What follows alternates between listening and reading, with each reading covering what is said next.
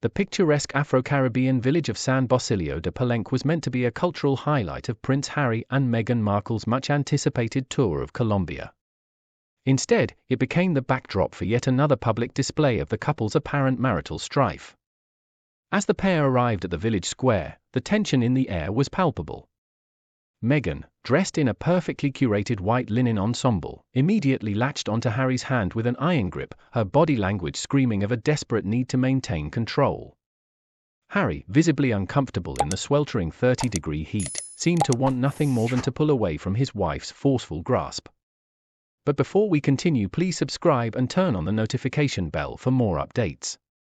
The juxtaposition of Meghan's forced smiles and Harry's clear disengagement was impossible to ignore. While Meghan double-clutched his hand, her energy radiating a determination to steer him exactly where she wanted, Harry's eyes never once met hers. It was as if the simple act of hand-holding had become a tiresome chore, a burden he no longer had the patience to bear. This was not the casual, affectionate display of a couple deeply in love.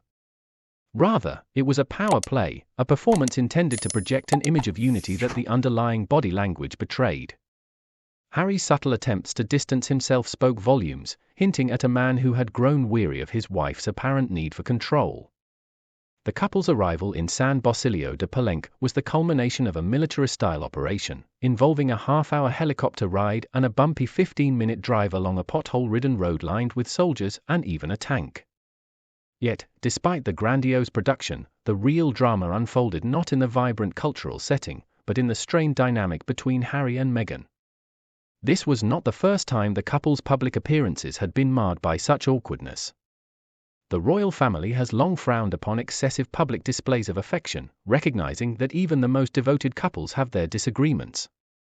Harry and Meghan, however, seem determined to prove a point with their constant hand-holding and PDA, a tactic that has only served to highlight the underlying tension in their relationship.